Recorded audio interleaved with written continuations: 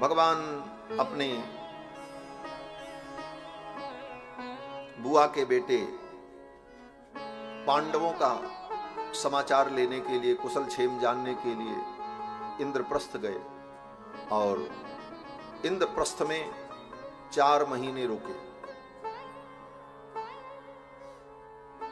दिल्ली में, दिल्ली इंद्रप्रस्थ भगवान की ससुराल है वो भी। एक दिन अर्जुन के साथ भगवान रथ पर बैठकर घूमते घूमते जमुना जी के किनारे पहुंचे। भगवान ने देखा जमुना जल में एक कन्या तपस्या कर रही थी। तो भगवान ने अर्जुन से कहा, जाओ देखो कौन है, क्यों तपस्या कर रही है। अर्जुन तो भगवान के सखा हैं, मित्र भाव हैं। अर्जुन गए और जाकर के पूछा, देवी आप किसके लिए तप कर रही हो। तो उस देवी ने कहा कि मैं भगवान विष्णु को पति रूप में चाहती हूं और मैं भगवान सूर्य की बेटी हूं। मेरा नाम कालिंदी है, मेरा नाम यमुना है। अर्जुन ने कहा, बस बस आपकी तपस्या पूरी हो गई। भगवान विष्णु इस समय धरती पर कृष्ण के रूप में अवतार लेकर के लीला कर रहे हैं और वो यहीं आए हैं। मैं अभी बुला के ले आता। और दौड़े दौड़े अर्जुन आए, भगवान से कहा, चलिए। बोले कहां चलें। बोले एक देवी जी और प्रतीक्षा कर रही। अर्जुन लेकर के आए भगवान को जमुना के तट पर। जमुना महारानी अपने हाथ में कमल पुष्प की माला, नीले रंग के कमल की पुष्प की माला लेकर बाहर आई और भगवान गोविंद के गले में बरमाला डाल दी। इस विवाह के साक्षी अर्जुन बने। भगवान का चौथा विवाह हुआ। ये भगवान की चौथी पटरानी। 5वां विवाह भगवान का उज्जैन में हुआ। उज्जैन नगरी के राजा महाराज मित्रविंद, उनकी बेटी मित्रविंदा। मित्रविंदा का स्वयंवर हुआ। उस स्वयंवर में बड़े बड़े राजा आए, भगवान भी पहुंचे। भगवान को देख करके मित्रविंदा ने भगवान के गले में माला डाल दी। अन्य राजाओं ने विरोध किया, वो शिशुपाल, दुर्योधन, ये सब पहुंचे थे वहां। लेकिन भगवान के गले में माला पड़ गई तो सब बौखला गए। ये सब भगवान के जो विरोधी बने, दुर्योधन, शिशुपाल, दंतवक्र, विदुरथ, ये बड़े बड़े राजा, इनके विरोध का एक कारण यह भी था कि जहां भगवान जाए इनका ब्याह हो जाए, उनको कोई पूछे नहीं। ये भी एक लड़ाई का कारण था। संसार में लड़ाई के कारण क्या क्या होते हैं। बोले जर जोरू जमीन। जर माने स्त्री, जर माने धन, जोरू माने स्त्री और जमीन। धन की लड़ाई, जमीन की लड़ाई और स्त्री की लड़ाई, यही तो संसार में है, जर जोरू जमीन।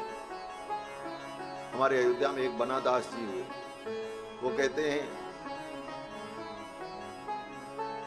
इन 3 जर के अलावा 5 जर और है, उससे भी बचो तो कोई विग्रह नहीं, कोई लड़ाई नहीं हो। श्री बनादास जी कहते हैं, जांचब जाब जमात जर, जोरू जात जमीन, जतन 8 ये जहर सम बना दास तज। तो लड़ाई का कारण यह भी था, जहां भगवान जाएं कन्या भगवान का वर्ण कर ले। और पहले से एक घटना, सबसे पहले शुरुआत ही भगवान ने इतनी बढ़िया की थी कि शिशुपाल का ब्याह जिससे होने वाला था उसी का हरण कर लाए। और इसके बाद जले पर नमक, बोले जहां शिशुपाल जाए, जहां दुर्योधन जाए, वहां भगवान भी पहुंच जाए और भगवान का वर्ण हो जाए, कन्या पर बरमाला डाल दे। अब वो सब और भीतर भीतर भगवान से द्वेष करने लगे। ये सब कारण था। तो भगवान का विवाह उज्जैन की राजकुमारी मित्रविंदा के साथ हुआ। ये 5वीं पटरानी।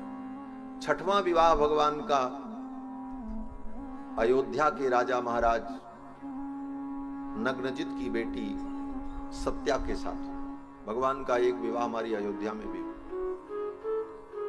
उस समय अयोध्या के राजा महाराज नग्नजित थे, उन्होंने अपनी बेटी का स्वयंवर किया, वहां भी भगवान पहुंचे। लेकिन इस स्वयंवर में भगवान विवाह करने नहीं गए थे, सच्ची बात बता। ब्याह का कोई भगवान का विचार ही नहीं था। भगवान तो इसलिए गए थे कि चलो मेरी पुरानी नगरी है, मैंने वहां लीला की है, घूम के आते। अयोध्या दर्शन करने, अयोध्या घूमने ठाकुर जी पधारे थे। और सोचे इसी बहाने स्वयंवर भी देखेंगे क्या हो रहा है। स्वयंवर में प्रतिभाग करने की इच्छा नहीं थी, उसमें सम्मिलित होने की इच्छा नहीं थी, दर्शनार्थी बनकर के। जब पहुंचे महाराज तो महाराज तो नग्नजित ने बड़ा स्वागत किया। महल में जब पहुंचे उनका स्वागत सत्कार चल रहा था। भीतर से अंतापुर में बैठी हुई राजकुमारी सत्या ने जब भगवान को देखा तो मुग्ध हो गई, मोहित हो गई। अब क्या करें सत्या जी, वो सत्या जी। भगवान जब अपने विश्राम स्थल पर जाने लगे तो उसी कक्ष के बगल से भगवान जा रहे थे तो धीरे से सत्याजित ने दबी आवाज में कहा, हे द्वारिकाधीश, मुझे भी अपने चरणों की दासी बना दो। भगवान के कान में बात पड़ गई, अरे ये राजकुमारी भी मुझे चाहती है। तब भगवान ने कहा, अच्छा अब जब ये चाहती हैं तो फिर इनको भी ले चलें, क्या दिक्कत है। बरम विलोक्याभिमतम समागतम नरेंद्र कन्या चकमे रमापतिम। अपने अनुकूल कृष्ण को देखकर करो तो सत्या यदि मैं धृतो व्रतई। सत्या जी ने कहा, अगर मैंने व्रत किया है, अनुष्ठान किया है, धर्म का पालन किया है तो मेरे धर्म का फल मुझे यही मिले कि धर्म स्वरूप जो भगवान हैं ये मुझे पति रूप में प्राप्त हो जाए। अब तो भगवान ने जब सुन लिया तो भगवान ने स्वयं जाकर के महाराज नग्नजित से कहा। भगवान ने कहा, राजन, क्षत्रिय को याचना नहीं करनी चाहिए, लेकिन आज मैं अपने धर्म को छोड़कर आपसे याचना करता हूं। नरेंद्र यांचा कविभिर विगर्हिता। क्षत्रिय अगर याचना करे तो इसकी निंदा होती। क्षत्रिय कभी याचना नहीं करता, वो तो रण करता। कहते नहीं कि याचना नहीं रण होगा, संग्राम महा भीषण होगा। तो क्षत्रियों का धर्म याचना नहीं। भगवान ने कहा, नरेंद्र यांचा कविभिर विगर्हिता राजन्य बंधोर निज धर्म वर्तिन तथापि याचे तव सौहृदेच्छया कन्याम त्वदीयाम नहीं शुल्क दावयम्। हे राजन, क्षत्रिय को याचना नहीं करनी चाहिए, परंतु आज मैं अपने धर्म को छोड़कर आपसे याचना करता। महाराज नग्नजित ने कहा, मैं आपको क्या देने लायक हूं। भगवान ने कहा, आप अपनी बेटी सत्या का मुझे दान कर दें। कन्या त्वदीयाम नहीं शुल्क दावयम्। अब तो महाराज बड़े प्रसन्न हुए। महाराज ने तो कभी सोचा भी नहीं था कि मेरी बेटी का ब्याह कृष्ण से हो सकता है। कहा, ये तो मेरा सौभाग्य होगा, लेकिन मेरी एक प्रतिज्ञा है। मेरी गौशाला में 7 बड़े बड़े सांड हैं, उन सांडों की नाक में जो डोरी लगा देगा उनको नाथ देगा, उनके साथ मैं अपनी बेटी का विवाह करूंगा। ये मेरी प्रतिज्ञा है। इस प्रतिज्ञा को अगर आप पूरा कर दें तो मेरी प्रतिज्ञा भी रह जाएगी और आपकी यांचा भी पूरी हो जाएगी। भगवान ने कहा, ठीक। भगवान गौशाला में गए और जाकर के 7 रूप धारण किया एक ही बार में। आत्मानम सप्तधा कृत्वा निगृहिणाल लीलयैव तान्। भगवान ने 7 रूप धारण कर लिया और एक ही बार में 7 सांड की नाक में नकेल लगा दी, डोरी लगा दी। महाराज नग्नजित बड़े प्रसन्न हुए और फिर अपनी बेटी सत्या का कन्यादान किया। फिर सत्या जी को लेकर के भगवान द्वारिका आए। ये भगवान की 6वीं पटरानी। 7वां विवाह भगवान का काश्मीर में हुआ। केकय देश के राजा, उनकी बेटी भद्रा का स्वयंवर था। उस स्वयंवर में भगवान पहुंचे। भद्रा ने भी भगवान का वर्ण कर लिया। वहां से भी भगवान भद्रा जी को लेकर के आए। इसके बाद ये भगवान का 7वां विवाह। 8वां विवाह भगवान का मद्र देश में हुआ, मद्रास में। मद्र देश के राजा ने अपनी बेटी लक्ष्मणा का स्वयंवर किया। वहां भी भगवान पहुंचे। वहां लक्ष्मणा ने भगवान का वर्ण कर लिया। वहां भी ये सब पहुंचे थे, दुर्योधन इत्यादि। वहां तो सबने अपनी तलवार निकाल ली। अब ऐसा नहीं होगा, ये नाम का स्वयंवर है, सब पहले से फिक्स हो जा रहा है, तय हो जा रहा है, कृष्ण आएंगे इन्हीं का वर्ण करना। ये स्वयंवर का तो नाटक है। सबने विरोध कर दिया। जब विरोध कर दिया तो भगवान ने कहा, कुछ नहीं, लक्ष्मणा ने मेरा वर्ण किया, हम तो ले जाएंगे। स्वयंवरे जहारैकस्य सुपर्णः सुधामिव। जैसे श्री गरुड़ जी महाराज ने स्वर्ग से अमृत का हरण किया, स्वर्ग से अमृत कलश उठा करके लेकर के चले आए, सारे देवता देखते रह गए, इंद्र इत्यादि भी गरुड़ जी को रोक नहीं पाए। उसी प्रकार भगवान ने उन राजाओं के मध्य से लक्ष्मणा जी को उठा लिया और लेकर के द्वारिकापुरी आ गए। ये भगवान की 8वीं पटरानी है। इस प्रकार भगवान के 8 प्रमुख विवाह हुए। उसी समय भौमासुर नाम का एक असुर था। उसने अपने कारागार में 16,100 राजकन्याओं को बंदी बना करके रखा। उसका संकल्प था कि 20,000 कन्या हो जाएं तब एक मंडप में मैं विवाह करूं। उसका ये बहुत बड़ा इशू था, हमको 20,000 कन्याओं के साथ ब्याह करना। 16,100 कन्याएं एकत्रित कर चुका था, कहां से ला करके हरण करके, राजाओं के यहां से, क्षत्रियों के यहां से, और बेचारी सब उसी कारागार में पड़ी दुख सहन कर रही थी। कैसे न कैसे भगवान के पास संदेश भेजा उन सब ने, हमारा उद्धार करो। भगवान गरुड़ पर बैठकर अपनी पत्नी सत्यभामा को लेकर के भौमासुर के नगर के ऊपर आक्रमण करते हैं। भगवान प्राग्ज्योतिषपुर नाम का उसका नगर था। भगवान ने आक्रमण किया। उस युद्ध में भगवान ने भौमासुर के सेनापति मुर को मारा। भौमासुर का सेनापति था मुर, उसका नाम था मुर, बड़ा पराक्रमी। मुर को भगवान ने मारा, इसीलिए भगवान का नाम मुरारी हो गया। फिर भौमासुर का भी भगवान ने वध किया और उन 16,100 राजकन्याओं को मुक्त किया। वो राजकन्याएं कहने लगी, प्रभु अब मैं कहां जाऊं, अब तो मेरे घर वाले भी हमें स्वीकार नहीं करेंगे, कोई क्षत्रिय हमें स्वीकार नहीं करे, हमारा जीवन तो नरकमय हो जाएगा। सत्यभामा जी साथ में थी। उन कन्याओं ने कहा, प्रभु आप अपने चरणों की दासी बना लो, हम कहां जाएंगे। सत्यभामा जी को दया आ गई।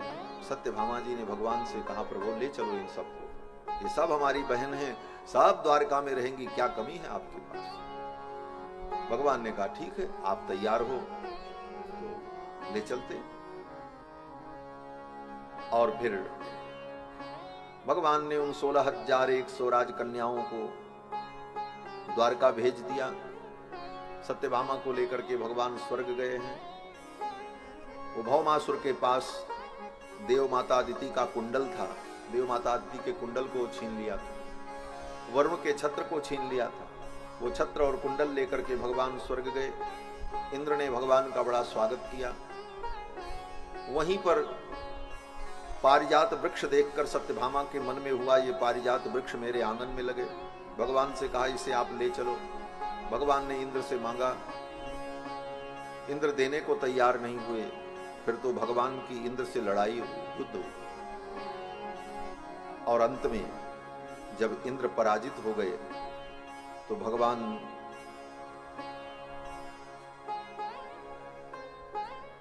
पारिजात वृक्ष लेकर के आए, सत्यभामा के आंगन में लगा दिया। और फिर उन 16,100 राजकन्याओं को जिनको द्वारका भेज दिया था, उनके साथ भगवान का पाणि ग्रहण हुआ, विवाह हुआ। 8 विवाह पहले और 16,100 विवाह एक बार, कुल मिलाकर के 16,108 विवाह भगवान के हुए। और सब पत्नियों के अलग अलग महल, और एक एक पत्नी से 10-10 पुत्र उत्पन्न हुए। और फिर उन एक एक पुत्रों के 10-10 पुत्र हुए, इतने नाती पोता, 10-10 पुत्र और एक एक बेटियां। इतना बड़ा भगवान का परिवार। ये लीला कैसे संभव है? बोले ये भगवान की लीला है, इसलिए संभव है। किसी ने कहा जो 16,108 विवाह करे वो भगवान नहीं हो सकता, वो तो भोगी होगा। लेकिन हमारे आचार्य जन कहते हैं जो 16,108 विवाह कर ले और उसकी सारी पत्नी उससे संतुष्ट हो, प्रसन्न रहे, वो भगवान ही हो सकता है, प्राणी नहीं हो सकता। ऐसी लीला तो भगवान ही करते। पूरा जीवन बीत जाता है, एक पत्नी संतुष्ट नहीं होती, जीवन भर ताना मारती रहती, क्या किया आपने हमारे? पत्नी यही कहती, क्या किया आपने? हाँ? और 16,100 पत्नी जिससे संतुष्ट है, किसी को कोई शिकायत नहीं है कृष्ण से। ऐसी लीला तो भगवान ही कर सकते। अगर सोचो 24 घंटे में एक एक मिनट भी एक एक पत्नी को समय दें भगवान, फिर भी 24 घंटे में 16,108 पत्नियों से मिल नहीं सकते भगवान। क्यों बोले? 24 घंटे में 16,108 मिनट होता ही नहीं, आधा आधा मिनट दे तब भी नहीं मिल सकते। फिर वो पत्नियां भगवान के व्यवहार से कैसे संतुष्ट थी? बोले उन पत्नियों के अलग अलग महल, 16,108 महल, और हर महल में भगवान सदा विद्यमान रहते थे। इतने रूपों में भगवान रहते। कभी रुक्मिणी जी को यह नहीं लगा कि भगवान हमको छोड़ करके कहीं गए। सत्यभामा को कभी ये अनुभव न हुआ। अनेक रूप धारण करके भगवान उन पटरानियों के महल में सदा रहते। उन्हें लगता कि भगवान तो मेरे पास है। इसीलिए कभी किसी को किसी से कोई शिकायत नहीं हुई। उन पत्नियों का आपस में कभी कोई विवाद नहीं हुआ, न भगवान से कभी कोई शिकायत हुई। और ये रहस्य तब पता चला जब एक दिन नारद जी आए। नारद जी ने सोचा चलो देखें भगवान रहते कैसे। नारद जी तो भगवान की लीलाओं का आनंद लेने के लिए ये सब करते रहते। नारद जी आए, रुक्मिणी जी के महल में पहुंचे तो क्या देखते हैं? भगवान रुक्मिणी जी के साथ बैठ करके हवन कर रहे हैं, अग्निहोत्र कर रहे हैं। बगल में रुक्मिणी बैठी हैं, ग्रंथि बंधन हुआ है, ब्राह्मण लोग मंत्र पाठ कर रहे हैं और भगवान यज्ञशाला में होम कर रहे हैं। नारद जी ने प्रणाम किया, सत्यभामा के महल में गए तो वहां क्या देखते हैं? बोले सत्यभामा जी भोजन पूड़ी पकवान ला करके भगवान को दे रही हैं। ब्राह्मणों की, संतों की पंगत बैठी है और भगवान उन संतों को, ब्राह्मणों को भोजन करा रहे हैं। नारद जी ने वहां प्रणाम किया, आगे चले, जाम्बवती के महल में पहुंचे तो क्या देखते हैं? जाम्बवती के महल में कि भगवती जाम्बवती बैठी हैं और भगवान बैठे हैं और अपने पुत्र सांब को गोद में लेकर के भगवान खिला रहे हैं। जाम्बवती के बेटे को गोद में लेकर के भगवान खिला रहे हैं और जाम्बवती से मधुर मधुर वार्ता कर रहे हैं। दिव्य दंपति को बैठे देखा, सखियां व्यजन कर रही थी। नारद जी ने प्रणाम किया, वहां से आगे बढ़े, कालिंदी के महल में पहुंचे तो क्या देखते हैं? बोले उधर कालिंदी बैठी हैं जमुना, इधर भगवान बैठे हैं, बीच में चौसर बिछी हुई है, सेवक लोग व्यजन कर रहे हैं और भगवान आनंद से चौसर खेल रहे थे। नारद जी ने वहां भी प्रणाम किया। पांचवें महल में पहुंचे तो वहां भी भगवान को कुछ करते हुए देखा। इस प्रकार जिस महल में नारद जी जाते भगवान को कुछ न कुछ करते हुए व्यस्त पाते थे। नारद जी ने भगवान को प्रणाम किया, अनेक रूप रूपाय विष्णवे प्रभ विष्णवे।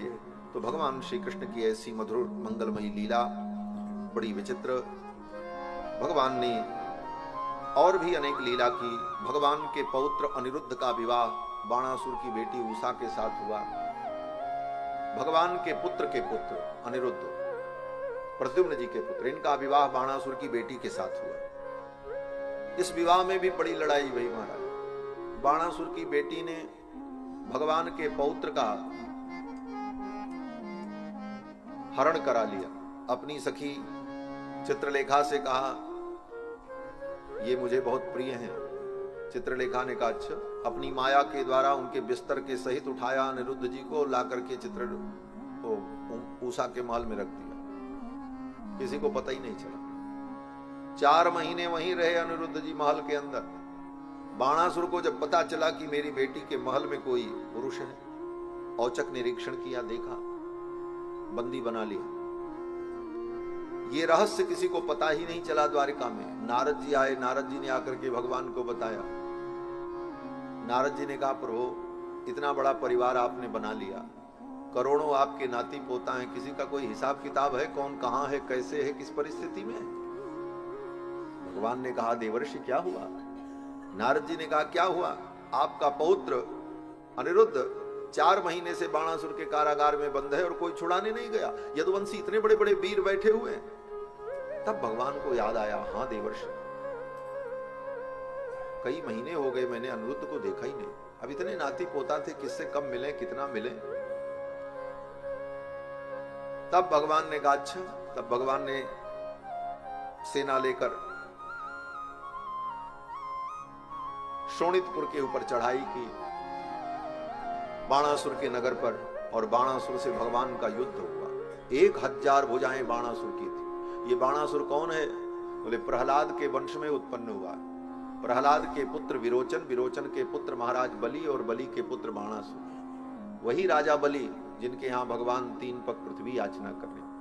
ये भले असुरों का वंश है, लेकिन इस वंश में भगवान के परम भक्त सब हुए महाराज। प्रहलाद जी भगवान के परम, प्रहलाद के पुत्र विरोचन भगवान के परम भक्त, राजा बलि परम भक्त जिनके दरवाजे पर भगवान 3 पग पृथ्वी मांगते, और बलि के पुत्र बाणासुर।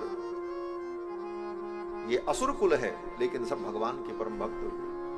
बाणासुर तो भगवान शंकर का इतना बड़ा भक्त कि भगवान शंकर ने प्रसन्न होकर के बाणासुर को वचन दे दिया था, मैं तुम्हारे जीवन की सदा रक्षा करूंगा। आज जब भगवान ने आक्रमण किया बाणासुर के यहां अपने पौत्र को छुड़ाने के लिए, भयंकर युद्ध हुआ। उस युद्ध में बाणासुर की भुजाओं को भगवान अपनी तलवार से काटने लगे। 1000 भुजाएं थी। चिच्छेद भगवान बाहून शाखायु वनस्पते। ये बाणासुर साधारण नहीं था महाराज, बड़ा पराक्रमी था, सतयुग का था महाराज, आज का नहीं था। रावण एक बार बाणासुर से युद्ध करने गया। रावण को भी बड़ी इच्छा रहती थी कि मैं भी अपनी भुजाओं की खुजली मिटाऊं। रावण पहुंचा बाणासुर के पास, बोला मैं तुमसे युद्ध करना चाहता हूं। बाणासुर उस समय भगवान शंकर की पूजा करने बैठे थे। जब बाणासुर शंकर जी की पूजा करने बैठते थे तो अपने परदादा जी के कान का कुंडल, परदादा जी के कान का कुंडल अपने कानों में पहनकर पूजा करते थे, और पूजा करने के बाद उन कुंडलों को उतार करके रख देते, क्योंकि बहुत देर तक उन कुंडलों को पहनने की क्षमता नहीं थी, कान दर्द करने लग जाए। तो पूजा करने के लिए बाणासुर जब बैठा, रावण पहुंचा तो बाणासुर ने कहा युद्ध मैं करूंगा लेकिन पूजा कर लो, एक काम करो। रावण ने कहा क्या? बाणासुर ने कहा वो मेरे परदादा जी का कुंडल जो रखा हुआ उठा करके लाओ, मुझे दे दो, मैं पूजा कर लूं, फिर उसके बाद मैं युद्ध करूं। रावण गया, 1 हाथ लगाया, 2 हाथ लगाया, 3 हाथ, 20 भुजा लगा करके उस कुंडल को उठाने का प्रयास किया, उस कुंडल को उठा नहीं पाया। हिरण्यकश्यपु प्रहलाद के पिता जिस कुंडल को अपने कान में पहनते थे, उस कुंडल को रावण उठा नहीं पाया। 20 भुजा लगाने के बाद जब उससे उठा नहीं, तब रावण ने सोचा जिस कुंडल को मैं उठा नहीं पाया, उस कुंडल को ये बाणासुर अपने कानों में पहन करके पूजा करता है, इसे धारण करता है, इससे तो युद्ध करने पर हमारी पराजय हो जाएगी। बाणासुर को देखकर, इस घटना को देखकर रावण वहीं से उल्टे पांव लौट गया। ऐसा पराक्रमी बाणासुर था। भगवान ने अपनी तलवार से बाणासुर की भुजाओं को जब काटना शुरू किया, भगवान शंकर आ गए। भगवान शंकर ने आकर के कहा प्रभु इसको छोड़ दो, ये मेरा भक्त है। अयम ममेष्टो दयितोनुवर्ती। भगवान शंकर ने कहा ये मेरा प्रिय है। मया भयम दत्त ममुष्य देव। हे भगवान इसको मैंने अभय दिया है, अगर आप इसे मार देंगे तो मेरा वरदान झूठा हो जाएगा। भगवान कृष्ण ने कहा भोलेनाथ मैं आपके वरदान को झूठा नहीं होने दूंगा, आप मेरे भक्त हैं, मैं तो केवल इसकी भुजाओं को काट करके इसके अभिमान को कम करूंगा, मैं इसे मारूंगा नहीं। क्यों? बोले इसके जो दादाजी थे, इसके जो परदादा थे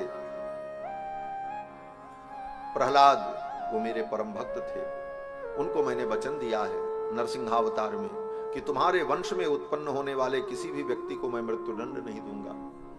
तो ये मेरे प्रहलाद के वंश में उत्पन्न है, इसलिए मैं इसे मृत्युदंड नहीं दूंगा, लेकिन इसकी भुजाओं को काट करके इसके अभिमान को मैं कम करूंगा। भगवान शंकर ने कहा तब कोई बात नहीं। फिर तो भगवान ने बाणासुर की 996 भुजाओं को अपने नंदक खड्ग के द्वारा, नंदक तलवार के द्वारा काट डाला। बाणासुर का अभिमान नष्ट हो गया। फिर तो बाणासुर ने अपनी बेटी उषा का कन्यादान कर दिया। अनिरुद्ध को और उषा को लेकर के भगवान द्वारिकापुरी आए।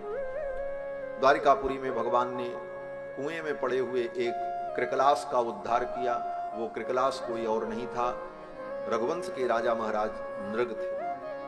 ब्राह्मणों को दान करते थे, गोदान, गायों का दान करते थे।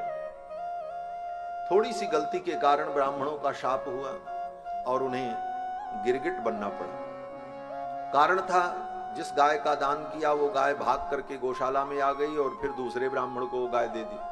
दूसरे दिन वो ब्राह्मण आ गया, दोनों ब्राह्मणों में लड़ाई मच गई। बोले ये तो मेरी है, उसने कहा मेरी है। दोनों अपनी बात पर अड़ गए। बोले महाराज ने कल हमको दिया था, इस ब्राह्मण ने कहा अभी हमको दिया है इन्होंने, ये मेरी है। अब राजा क्या करें, नृग इधर देखें उधर देखें। उन दोनों ब्राह्मणों ने शाप दे दिया, राजन दी गई वस्तु को लेकर के दूसरे ब्राह्मण को दे देते हो। ब्राह्मण को दान की गई वस्तु को पुनः लेकर उपभोग करना ये महान पाप है। स्वदत्ताम परदत्ताम वा ब्रह्मवृत्तिम हरेच्चयः, जाओ गिरगिट हो जाओ। साप दे दिया। राजा नृग चरणों में गिर पड़े, मेरा उद्धार कब होगा। उन ब्राह्मणों ने कहा जब कृष्ण अवतार होगा तो भगवान के कर कमल के स्पर्श से तुम्हें इस योनि से मुक्ति मिल जाएगी। तो महाराज नृग गिरगिट बन करके इसी द्वारिका में थे, एक सूखे कुएं में। भगवान के पुत्रों ने देखा, आकर के बताया, तब भगवान ने जाकर के बाहर निकाला। भगवान के कर का स्पर्श होते ही उनका उद्धार हो गया। इस घटना के बाद भगवान ने अपने सभी पुत्रों को पौत्रों को बुलाया और बैठाया। कहा बैठो, आज हम उपदेश करेंगे। भगवान अपने पुत्र पौत्रों को बैठा करके उपदेश करते। भगवान कृष्ण ने कहा पुत्रों, हे पौत्रों, आज एक बात की सीख ले लो, शिक्षा ले लो। बोले क्या। भगवान ने कहा तुम्हारे द्वारा दिया गया हो अथवा किसी और के द्वारा दिया गया हो, ब्राह्मण को दिया गया जो दान है उसे पुनः नहीं लेना चाहिए। जब दे दिया तो उसका उपभोग अब ब्राह्मण करे, उसमें तुम्हारा अधिकार नहीं है। अपने द्वारा दी गई अथवा किसी और के द्वारा दी गई वस्तु, ब्राह्मण को दान की गई वस्तु व्यक्ति अगर ले लेता है तो वो 60,000 जन्म तक नाली का कीड़ा बनता है। भगवान ने कहा स्वदत्ताम परदत्ताम वा ब्रह्मवृत्तिम हरेच्चयः 60 वर्ष सहस्राणि विष्टायाम जायते कृमि। वो 60,000 वर्ष तक विष्टा का कीड़ा बनता है। इसलिए ऐसी गलती कभी मत करना। देखो राजा नृग को, इतने धर्मात्मा थे, इतने बड़े पुण्यात्मा थे, लेकिन ब्राह्मण को दी गई गाय पुनः भूल से उनके पास आ गई, उसका परिणाम इतना भयानक हुआ। इसलिए कभी भी भूल करके भी ब्राह्मण के सत्व का हरण नहीं करना चाहिए। और भगवान ने अपने पुत्रों को शिक्षा दी, सदा ब्राह्मणों का आदर करना चाहिए। पुत्रों ने कहा महाराज ये ब्राह्मण अगर हमें मारे और हमको शाप दें तो क्या करें। भगवान ने कहा फिर भी प्रणाम कर लेना। घ्नंतम बहुशपंतम वा, अगर वो तुमको मार भी दे क्रोध में तो समझ लेना उनका आशीर्वाद मिल गया। भगवान की ये भक्ति, ब्राह्मणों के प्रति भगवान का जो समादर का भाव है, बड़ा अद्भुत। इसीलिए भगवान का एक नाम है ब्रह्मण्य देव। नमो ब्रह्मण्य देवाय गो ब्राह्मण हिताय। भगवान ने अपने पुत्रों से कहा कि अगर तुमको कोई ब्राह्मण ऋषि मुनि मार देना तो उसको सहन कर लेना, आशीर्वाद समझना, प्रतिकार मत करना। घ्नंतम बहुशपंतम वा, अगर वो शाप भी दे तो नमस्कुरुत नित्यसा, उनको प्रणाम कर लेना। कैसे। तो भगवान कहते हैं यथाहम प्रणमे नित्यम, जैसे मैं प्रणाम करता हूं, जैसे मैं ब्राह्मणों के चरणों में प्रणाम करता हूं, विप्रान अनुकालम समाहितः, उसी प्रकार तथा नमत यूयम च, तुम सब इसी प्रकार ब्राह्मणों का आदर करते रहना।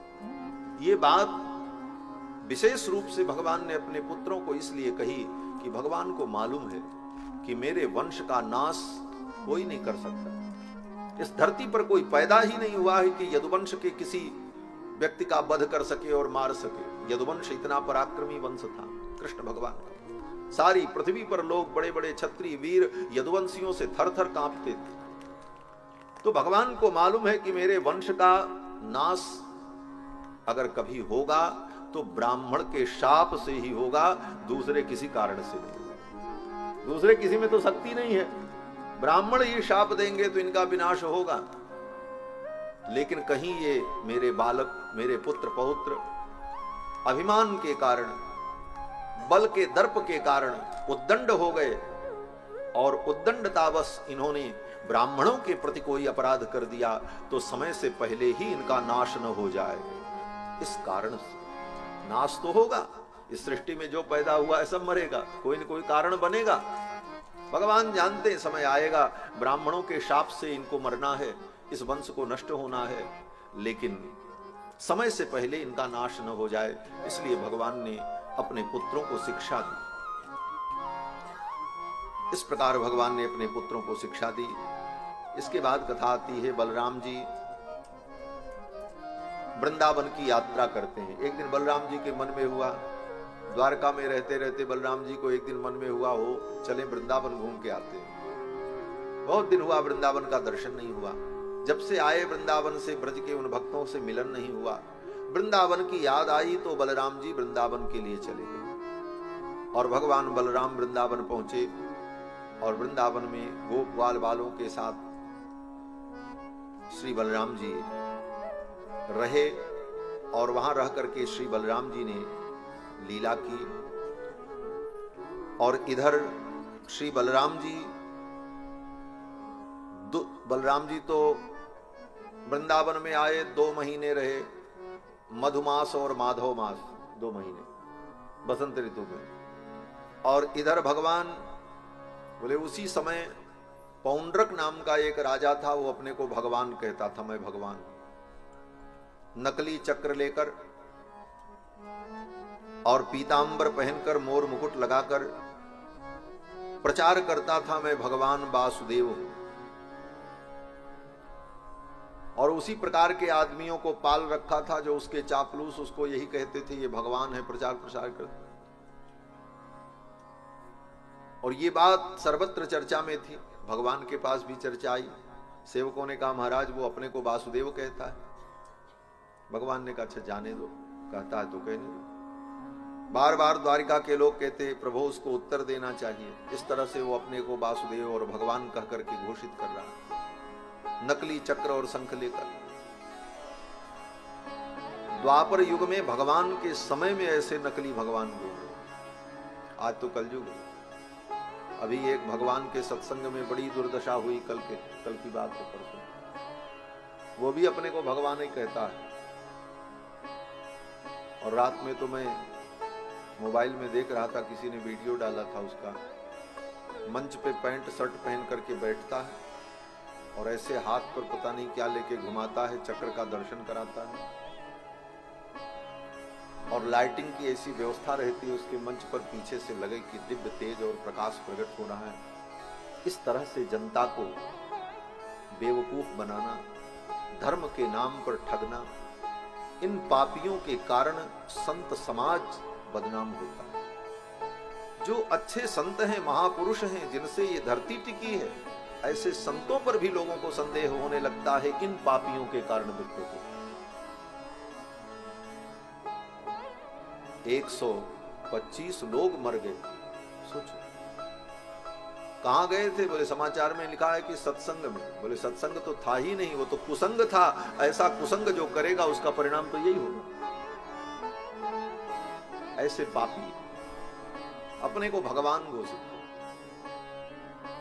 वो पौंड्रक भी अपने को भगवान कहता था। एक दिन तो उसने पत्र लिख दिया, पौंड्रक का संदेश आया द्वारिका में, हे वासुदेव तुम भगवान नहीं हो, असली भगवान तो मैं हूं, इसलिए ये चक्र धारण करना छोड़ दो।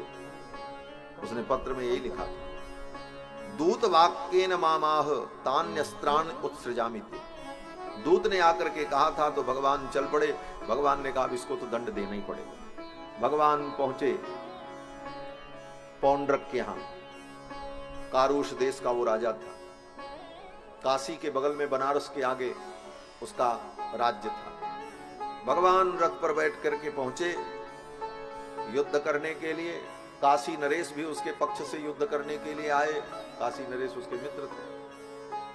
भगवान पहुंचे तो भगवान ने कहा, पौंड्रक तुमने सूचना भेजी थी दूत के द्वारा, दूत वाक्येन मामाह, दूत के द्वारा तुमने कहलवाया कि इस सुदर्शन चक्र को धारण करना छोड़ दो, तुम भगवान नहीं हो, मैं भगवान हूं। तो पौंड्रक, अगर तुम भगवान हो तो लो संभालो इस सुदर्शन चक्र को, मैं छोड़ रहा हूं। ऐसा कह करके भगवान ने अपने चक्र को जब छोड़ा, अब वो नकली चक्र लेकर के खेल रहा था, उससे क्या होने वाला।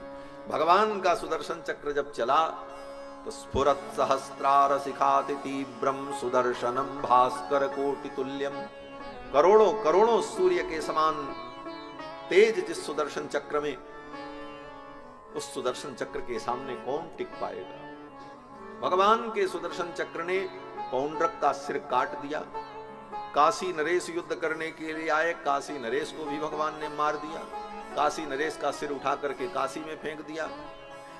काशी नरेश के पुत्रों ने अपने बाप का सिर देखा तो सब सिर लेकर के रोने लगे।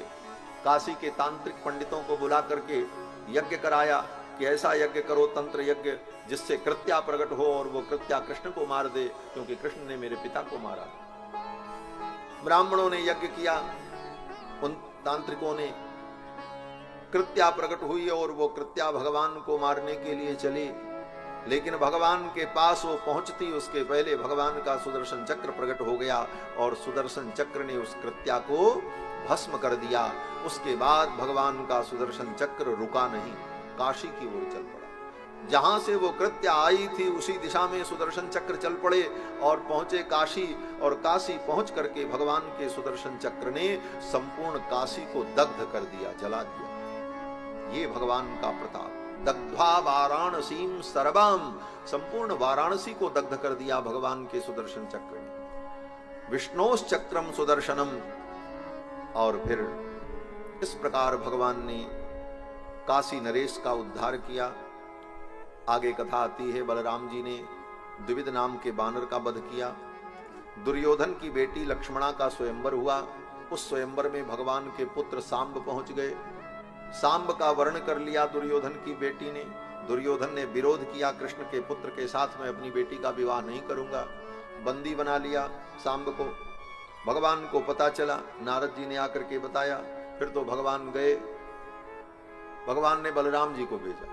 बलराम जी गए और बलराम जी ने जाकर के संदेश भेजा दुर्योधन के पास, मेरे भतीजे को और मेरी बहू को चुपचाप विदा कर दो। ये संदेश जब बलराम जी ने भेजा दुर्योधन के पास, तो दुर्योधन अपनी सभा में बैठा था। संदेश सुनकर के उसने कहा, ये यदुवंशी जो हम कौरव वंशियों के सामने जमीन में बैठते थे, आज इनको राजा बनने का और श्रेष्ठ क्षत्रिय होने का जो अधिकार मिला है, हमारे कौरव वंश के कारण मिला है। आज ये जूतियां सिर चढ़ करके बोलने लगे। ऐसे ही कहा दुर्योधन, आज ये जूतियां सिर चढ़ करके बोलने लगी। अब आकर के दूत ने बलराम जी को ऐसे ही बताया। दूत ने कहा, महाराज दुर्योधन ने तो ऐसे कहा। आप तो बलराम जी को क्रोध आ गया। उपानः किल वयम स्वयं तु कुरवस्त्रियः शिरः। बलराम जी ने कहा, अगर हम यदुवंशी उपानः हैं, जूतियां हैं, तो अब ये जूतियां कौरवों के सिर पर ही पड़े। बलराम जी को भी रोष आ। बलराम जी ने कहा, चलो, अहो ऐश्वर्यमत्तानां मत्तानामिव मानिनां असंबद्धा गिरो रुक्षा कः सहेतानुशासिता। ऐसे असंबद्ध, अनैतिक और अमर्यादित शब्दों को कौन सहन करेगा। बलराम जी ने अपना हल उठाया और हस्तिनापुर के एक कोने में अपने हल को लगाया। हल बलराम जी का अस्त्र है। अपने हल को हस्तिनापुर के एक कोने में लगाया और बलराम जी ने कहा, आज पूरी हस्तिनापुरी को खोद करके गंगा में फेंक दे। आज हस्तिनापुर का अस्तित्व समाप्त हो जाए। बलराम जी संकर्षण है, शेषावतार हैं, सारे ब्रह्मांड को अपने फण पर धारण करने वाले फणी हैं। अब तो जब क्रोध आया बलराम जी को, गृहीत्वा हलमुत्तस्थौ दहन्निव जगत्त्रयम् लांगलाग्रेण नगरम उद्विदार्य गजावयम विचकर्ष च गंगायां प्रहरिष्यन्नमर्षितः। आज पूरे हस्तिनापुर को खींच करके गंगा में फेंक दो। हल्का अग्रभाग लगा करके जब बलराम जी ने खींचा, पूरी हस्तिनापुर में भूकंप आ गया, बड़े बड़े शिखर टूट टूट करके धड़ाम धड़ाम गिरने लगे। आप तो सब घर से निकल करके भागे, बोले क्या हुआ? लोगों ने बताया बलराम जी कुपित हो गए। दुर्योधन जान गया शंकरषण जी के क्रोध को कोई शांत नहीं कर सकता। दौड़ा दौड़ा आया, आकर के चरणों में गिर पड़ा, त्राहिमाम त्राहिमाम। आकर के दुर्योधन ने कहा कि राम रामाखिलाधार प्रभावम न विदामते। हे राम, हे राम, अखिलाधार, संपूर्ण ब्रह्मांड के आप आधार हो, आपके प्रभाव को मैं जान नहीं पाया, आप हमें क्षमा करो। जब दुर्योधन ने क्षमा मांगी तो बलराम जी प्रसन्न हो गए, बोले जाओ क्षमा करते हैं, लेकिन चुपचाप मेरे भतीजे को और बहू को विदा कर दो। दुर्योधन ने कहा ठीक। अपनी बेटी लक्ष्मणा को भगवान के पुत्र सांब के साथ विवाह करके विदा कर दिया। दुर्योधन भगवान का सगा समधी है, लेकिन भगवान ने महाभारत युद्ध में अपने समधी का पक्ष नहीं लिया, अपितु अपने बुआ के बेटों का पक्ष। क्यों? बोले बुआ के बेटे जो पांडव हैं वो धर्म के अनुयायी, धर्म उनके साथ है, भगवान उसी के साथ होते हैं जिसके पास धर्म होता है। यतो धर्मः ततो जयः। और भगवान सदा धर्म के ही पक्ष में रहते हैं। और बहुत सारी कथाएं हैं। भगवान ने द्वारकापुरी में रहकर सुदामा भक्त पर कृपा की। सुदामा जी की कथा बड़ी प्रसिद्ध है। सुदामा नाम के ब्राह्मण भगवान के सखा थे। उनकी पत्नी ने बार बार प्रेरणा की, बोले जाओ द्वारिकाधीश के पास, वो कृपा करेंगे, हमारी दरिद्रता दूर हो जाएगी। पत्नी के कहने पर सुदामा जी महाराज द्वारिका आए, 4 मुट्ठी चावल लेकर के आए। और सुदामा जी जब आए तो भगवान को पता चला। भगवान अपने महल से निकल करके दौड़ पड़े, जाकर के सुदामा जी को प्रणाम किया, आदर पूर्वक लेकर के आए और अपने पलंग पर सुदामा जी को भगवान ने बैठाया और अपने हाथों से सुदामा जी के चरण को भगवान ने धोया। इस दृश्य को देखकर रुक्मिणी जी के मन में थोड़ा दुख हुआ, अटपटा सा लगा। दुख का मतलब अच्छा नहीं लगा। दुख तो नहीं हुआ, लेकिन अच्छा नहीं लगा। क्यों? बोले कहां से इस मैले कुचैले गंदे व्यक्ति को, पांव में चप्पल जूता भी नहीं, कपड़े भी गंदे, इस दीनहीन मलिन को ला करके मेरे बिस्तर पर बैठा दिया। सुदामा जी को भगवान ने अपने निज महल में अपने पर्यंक पर सुदामा जी को बैठाया, इतना आदर दिया। स्वयं जमीन में बैठे। रुक्मिणी जी नाक सिकोड़ने लगी, ये कहां से आ गया? इसने कौन सा पुण्य किया था? किमनेन कृतम पुण्यम अवधूतेन भिक्षुणा।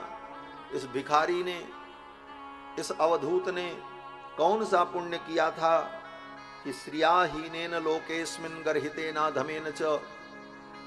तीनों लोक के स्वामी योसौ त्रिलोक गुरुणा, तीनों लोक के स्वामी इसका चरण धो रहे। ये सब बात रुक्मिणी जी के मन में आई। रुक्मिणी जी थोड़ा नाक सिकोड़ने लगी। भगवान समझ गए। भगवान ने रुक्मिणी की ओर देखा और इशारे इशारे में रुक्मिणी जी को समझा दिया। क्या समझाया? कहते हैं ना, इशारों को अगर समझो तो राज को राज रहने दो। भगवान ने इशारे में ही रुक्मिणी जी को साफ समझा दिया। क्या समझाया? बोले भगवान ने इशारे में कहा, रुक्मिणी आज तू द्वारिका की पटरानी है और तुझे द्वारिका की पटरानी होने का बड़ा गर्व है, लेकिन तू पटरानी कैसे बनी है ये भूल गई। एक ब्राह्मण ही तेरा पत्र और संदेश लेकर मेरे पास आया था। अगर तेरे भाई को पता चल जाता तो उस ब्राह्मण के टुकड़े टुकड़े हो जाते, लेकिन उसने अपनी जान की बाजी लगा करके तुम्हारा पत्र मुझ तक पहुंचाया। उस ब्राह्मण की कृपा थी, जिसका परिणाम तू आज द्वारिका की पटरानी है, नहीं तो नौकरानी भी नहीं बन सकती। और आज एक ब्राह्मण का मैं समादर कर रहा हूं तो तुझे अच्छा नहीं लग रहा। रुक्मिणी जी समझ गई। फिर तो रुक्मिणी जी स्वयं दौड़ करके सारी वस्तु ला करके देने लगी। भगवान ने सुदामा जी का पूजन किया। पूजन संपन्न हुआ तो भगवान ने सुदामा जी से पूछा, भैया गुरुकुल से पढ़ने के बाद जब आप घर गए तो आपका ब्याह हुआ? सुदामा जी ने कहा, हाँ कृष्ण, ब्याह हुआ, मेरी पत्नी बड़ी अच्छी है। भगवान ने यही पूछा, समावृत्तेन धर्मज्ञो भार्योढ़ा सदृशी नवा,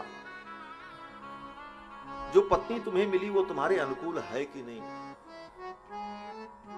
सुदामा जी ने कहा, बहुत अच्छी है, मेरी पत्नी बहुत अच्छी है, मैं उसकी क्या बड़ाई करूं, उससे अच्छी तो कोई हो नहीं सकती। अब सुदामा जी जब बार बार ऐसी बात कहने लगे तो महल में जो दास दासी इधर उधर खड़े थे सब अपने मुंह पर हाथ रख करके हंसने लगे।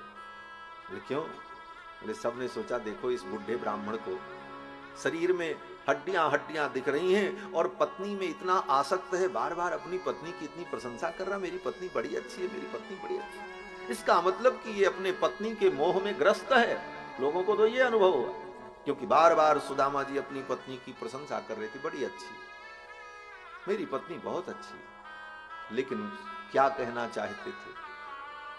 जब तक लोग सोचते समझते तब तक सुदामा जी ने स्पष्ट कर दिया। सुदामा जी ने कहा, कृष्ण मेरी पत्नी बहुत अच्छी है, मैं तो अभागा हूं, मैं जीवन में कभी आपके चरणों में ना आ पाता, लेकिन मेरी पत्नी इतनी अच्छी है कि उसने ही बार बार मुझे प्रेरित करके आपके चरणों में दिया, इसलिए वो अच्छी है।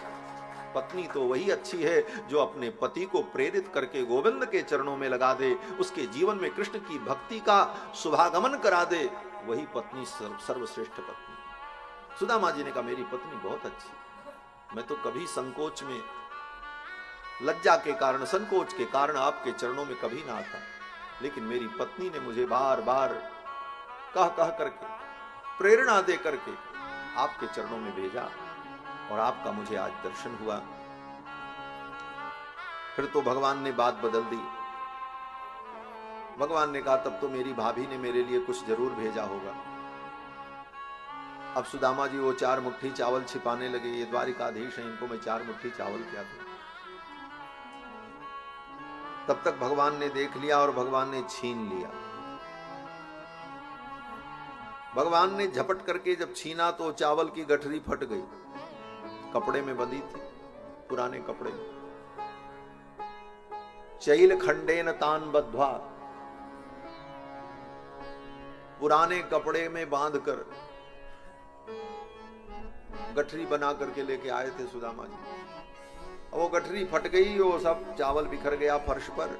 भगवान उसी चावल पर टूट पड़े जैसे जन्म जन्मांतर की भूख लगी, और उस चावल को भगवान ने अपने हाथों से ऐसे बटोर करके ढेरी लगाई और चावल में से 1 मुट्ठी चावल उठाया और भगवान ने अपने मुख में रखा और उन कच्चे चावलों को चबा चबा करके भगवान खाने लगे। भगवान ने कहा, किम उपायनमानीतम ब्रह्मन् में भवता गृहात्, आप अपने घर से मेरे लिए क्या लेकर के आए? पहले तो भगवान ने यही पूछा था। सुदामा जी छिपाने लगे संकोच में, तो भगवान ने कहा, मित्र संकोच मत करो, पत्रम पुष्पम फलम तोयम यो मे भक्त्या प्रयक्षति, पत्र पुष्प फल भक्ति से अगर कोई मुझे अर्पित करे तो तदहम भक्त उपहृतम मश्नामि प्रयतात्मनः, भक्ति से अगर वो समर्पित करे तो मैं उसे ग्रहण करता हूं। और भगवान वो चावल उठा करके कच्चे चावल खाने लगे। इति मुष्टिम सकृत जग्ध्वा द्वितीयाम जग्दुमादधे, 1 मुट्ठी चावल भगवान ने खाया, दूसरी मुट्ठी खाने चले, तब तक रुक्मिणी जी ने हाथ पकड़ लिया। रुक्मिणी जी ने कहा बस। बोले क्यों? रुक्मिणी जी ने कहा, ये ब्राह्मण के घर से आया हुआ आशीर्वाद है, प्रसाद है।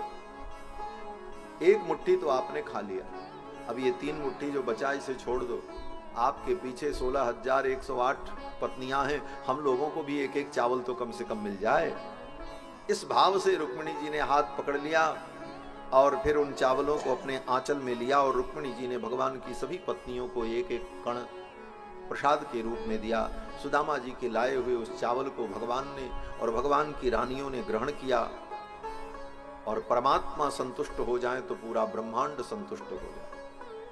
सुदामा जी की सेवा से भगवान संतुष्ट हो गए और सुदामा जी के ऊपर भगवान पहले से ही प्रसन्न है। कुछ करना तो था नहीं। बड़ा आदर किया, खूब सम्मान किया, भोजन कराया। और दूसरे दिन सुदामा जी जब जाने लगे तो आदर पूर्वक भगवान ने सुदामा जी को विदा कर दिया। जब सुदामा जी जाने लगे तो भगवान ने सुदामा जी को एक फूटी कौड़ी भी नहीं दी, एक गमछा भी नहीं दिया महाराज की पहनने के लिए दे दें। जो धोती पहन करके सुदामा जी आए थे, धोती फटी सी लटी दुपटी, वही धोती पहन करके सुदामा जी। ये भी नहीं कि द्वारिकाधीश 2-4 जोड़ी धोती दे।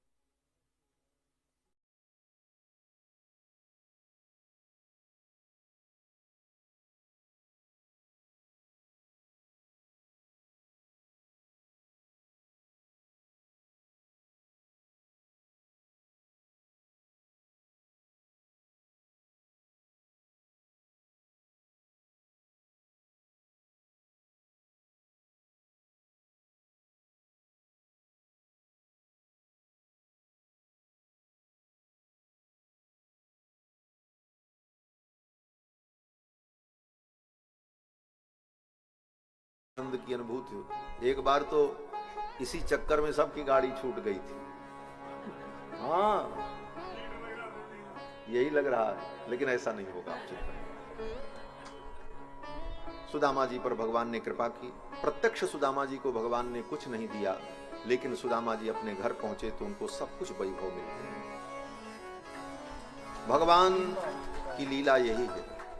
भगवान प्रत्यक्ष आकर के किसी के हाथ में कुछ नहीं देते, वो तो ऐसी व्यवस्था कर देते हैं सब अपने आप होने लगता है। सुदामा जी को भी भगवान ने अपने हाथ से कुछ नहीं दिया, लेकिन सुदामा जी के घर अद्भुत वैभव प्रकट। सुदामा ब्राह्मण पर कृपा की। 125 वर्ष तक इस धरा मंडल पर प्रकट रूप में विराजमान होकर भगवान ने धर्म का विस्तार किया। महाभारत युद्ध में कौरवों का संहार कराया, पांडवों की रक्षा की और 125 वर्ष की लीला पूर्ण करके भगवान निज धाम पधारे। महर्षियों के शाप से यदुवंश का संहार हुआ। भगवान ने भी जरा नाम के व्याध के बाण को निमित्त बनाकर अपनी लीला का संवरण किया। जरा नाम के व्याध ने भगवान के चरण में बाण मारा, वो समझा कोई हिरन बैठा है। भगवान बैठे थे पैर पर पैर रख करके पीपल के वृक्ष के नीचे। वो बाण आकर के लगा, उसी बाण को निमित्त बना करके भगवान ने अपनी ज्योति को अंतर्हित कर दिया। भगवान का जो रथ था गरुण ध्वज रथ, सारथी घोड़े, वो सब अचानक आकाश में उड़ गए। भगवान ने अपनी लीला का संवरण कर लिया। द्वारिकापुरी समुद्र में डूब गई। बलराम जी शेष रूप धारण करके पाताल लोक को चले गए। इस प्रकार भगवान ने अपनी लीला का संवरण किया है। 125 वर्ष तक भगवान ने ये सब लीलाएं की। ये सब कथा सुखदेव जी ने राजा परीक्षित को सुनाया और अंत में सुखदेव जी ने कहा, राजन तुम भगवान का चिंतन करो। उद्धव का भगवान का जो संवाद है, अपनी लीला संवरण के पहले भगवान ने उद्धव जी को ज्ञान का, भक्ति का जो उपदेश किया, वो सब प्रसंग सुखदेव जी ने सुनाया है। अंत में सुखदेव जी ने कहा, राजन अब तुम ये सोचो कि तुम शरीर नहीं हो, तुम आत्मा हो। तुम मरोगे, ये पशु बुद्धि का त्याग करो। तुम तो राजन मरिष्येति पशु बुद्धि मिमाम जय। और अब मैं जा रहा हूं, तुम भगवान का स्मरण करो। सुखदेव जी उठ करके चल पड़े। राजा परीक्षित ने उनके चरणों में प्रणाम निवेदन किया। सुखदेव जी के चले जाने के बाद राजा परीक्षित बैठे थे। तक्षक नाग आया और तक्षक नाग ने ज्यों ही अपना मुख राजा परीक्षित के शरीर में लगाया, उनका शरीर भस्म हो गया, राख की ढेरी बन गई। गंगा के तट पर बैठे थे, गंगा की एक लहर आई और सब लेकर के चली। महाराज परीक्षित को मोक्ष की प्राप्ति हुई। ये सब कथा सूत जी महाराज ने शौनकादि मुनियों को सुनाई है। इसके बाद श्री सूत जी महाराज ने शौनकादि मुनियों को 18 पुराण, उनकी श्लोक संख्या और मार्कंडे मुनि की कथा ये सब सुनाई। और अंत में भगवान की विभूति का वर्णन करके सुनाया। भगवान की विभूति वही है जो प्रारंभ में सुखदेव जी ने राजा परीक्षित को सुनाया था। भगवान की जो हंसी है वही माया है, सूर्य नेत्र हैं, चंद्रमा मन है। इस प्रकार से जो भगवान की विभूति है, उस विभूति का वर्णन सूत जी ने शौनकादि मुनियों को सुनाया। और फिर अंत में श्री सूत जी महाराज ने शौनकादि मुनियों से कहा, हे मुनियों, ये आख्यान जो मैंने सुनाया, ये ज्ञान भगवान ने ब्रह्मा को दिया था, ब्रह्मा ने नारद जी को, नारद जी ने व्यास जी को, व्यास जी ने सुखदेव जी को, सुखदेव जी से हमें प्राप्त हुआ और आज हमने आपको सुनाया। भगवान के चरणों में भक्ति हो, यही समस्त शास्त्रों का सार है। जिन भगवान के चरणों में ब्रह्मादिक देवता नमन करते हैं, यम ब्रह्मा वरुणेन्द्र रुद्र मरुतः स्तुन्वन्ति दिव्यैस्तवैः वेदैः सांग पदक क्रमोपनिषदैर् गायन्ति यम सामगाः ध्याना अवस्थित तद्गतेन मनसा पश्यन्ति यम योगिनो यस्यांतम न विदुस्सुरासुरगणाः देवाय तस्मै नमः। देवता वेद शास्त्र भी जिनका अंत नहीं पाते, ऐसे भगवान के चरणों में मैं प्रणाम करता हूं। सूत जी कहते हैं कि ये भागवत पुराण समस्त वेद वेदांत का सार है। 18 पुराणों में ये पुराण उसी प्रकार श्रेष्ठ है जैसे नदियों में गंगा श्रेष्ठ है।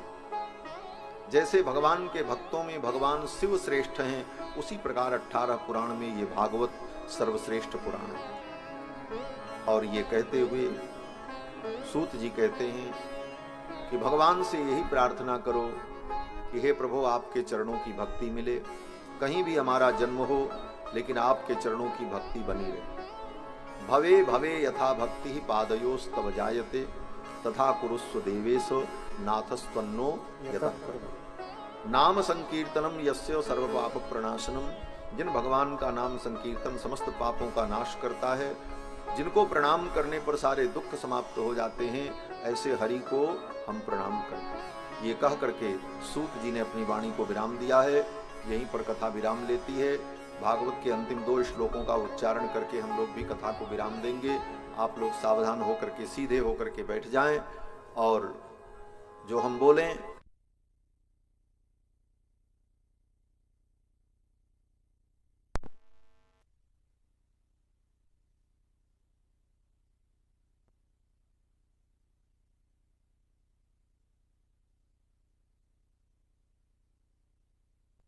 यही श्लोक का भाव है। तो पहले मैं बोलूंगा, फिर आप बोलेंगे। बोलो श्री कृष्णचंद्र भगवान की जय।